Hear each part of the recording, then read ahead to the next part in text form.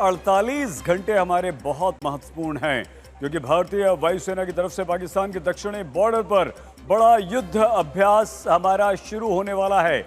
युद्ध अभ्यास की टाइमिंग, लोकेशन भी बहुत महत्वपूर्ण है। जिस समय देश भर में मॉक ड्रिल चल रही होगी, कल ठीक उसी समय पाकिस्तानी सीमा के एकदम करीब हमारे भारत के लड़ाकू विमानों का शक्ति प्रदर्शन भी चल रहा होगा। भारत के लड़ाकू विमानों की गर्जना पाकिस्तान को सुनाई देगी और ऐसे में भारत के एक्शन से पहले ही पाकिस्तान के होश फाख्ता हो जाएंगे।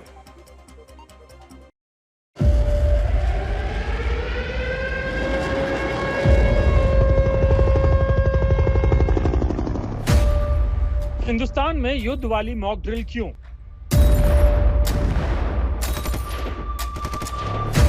क्या एक कदम दूर है भारत पाक युद्ध?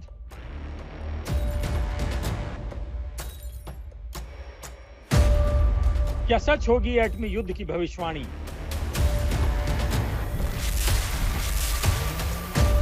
क्या भारत पाक में संभव है परमाणु युद्ध? भारत की तैयारी पाक पर कितनी भारी?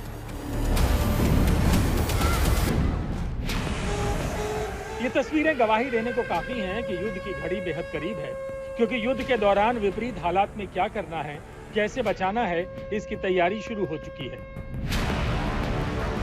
कल उत्तर से दक्षिण तक, पूरब से पश्चिम तक राष्ट्रव्यापी मॉक ड्रिल होगी। यानी युद्ध के दौरान हमले से बचने के तरीके सिखाए जाएंगे। युद्ध की स्थिति में वार्निंग सिस्टम को परखा जाएगा, ब्लैकआउट किया जाएगा। 1971 की जंग के बाद युद्ध की संभावनाओं को देखते हुए ऐसी राष्ट्रव्यापी मॉक ड्रिल पहली बार होने जा रही है। समय भी होता था, ब्लैकआउट होता था। हाँ, और ये बात है 1971 की बात है, जब ये लड़ाई लगी थी। 3 दिसंबर से लड़ाई लगी थी, 13 दिसंबर तक चली थी लड़ाई। हाँ,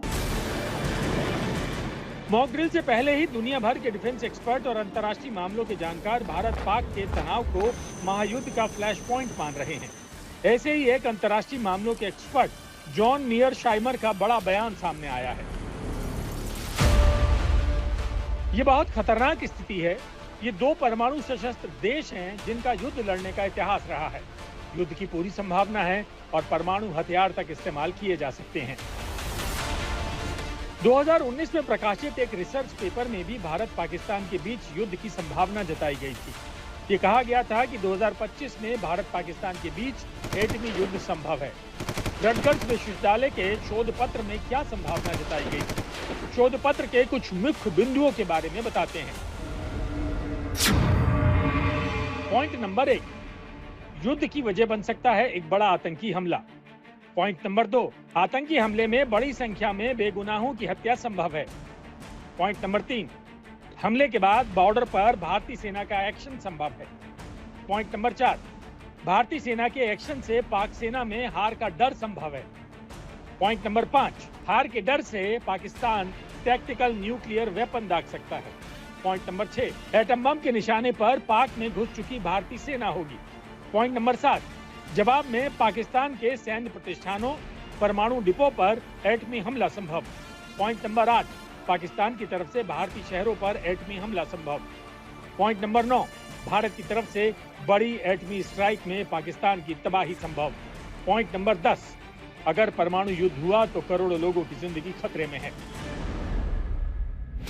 दुनिया भर के डिफेंस एक्सपर्ट यही मानते हैं कि भारत और पाकिस्तान के रिश्ते दशकों से खराब रहे हैं। यही वजह है कि 1948 से लेकर अब तक 4 युद्ध लड़े जा चुके हैं। हर युद्ध में पाकिस्तान को भारत के हाथों मुंह की खानी पड़ी थी। लेकिन परमाणु शक्ति होने के बाद नौबत एटमी युद्ध तक नहीं आई। लेकिन पाकिस्तान की तरफ से एटमी युद्ध की गीदड़-भभकी कोई नई बात नहीं है। भारत पाकिस्तान के बीच तनाव को लेकर अमेरिका के पूर्व राष्ट्रीय सुरक्षा सलाहकार जॉन बोल्टन ने पीएम मोदी को लेकर एक बड़ी बात कही है। मुझे लगता है कि भारत के प्रधानमंत्री नरेंद्र मोदी ने अब तक बहुत संयम बरता है, जबकि आतंकवाद का जवाब देने के लिए भारत के पास आत्मरक्षा का पूरा अधिकार है। 2019 में भी ऐसा ही दौर देखा था। मेरा मानना है कि पीएम मोदी ने उस वक्त की परिस्थिति को ध्यान में रखते हुए समझदारी दिखाई थी। अमेरिका के पूर्व एनएसए जॉन बोल्टन भी आतंकवाद के खिलाफ भारत की तरफ से बड़ी कार्रवाई को देख रहे हैं, लेकिन उनका मानना है कि भारत पाकिस्तान के बीच बड़े युद्ध की संभावना कम है। भारत का एक्शन पाकिस्तान के उन आतंकी संगठनों पर संभव है जो भारत के खिलाफ आतंकी साजिश का सेंटर है। यानी एक तरफ भारत की तैयारी आतंक और आतंकी आकाओं को घर में घुसकर मारने की है, वहीं दूसरी तरफ पाकिस्तान की तरफ से आने वाले हर खतरे से निपटने की भी है। इन्होंने ये हमला किया है, उन आतंकियों को और इस हमले की साजिश रचने वालों को उनकी कल्पना से भी बड़ी सजा मिलेगी। सजा मिलकर के रहेगी।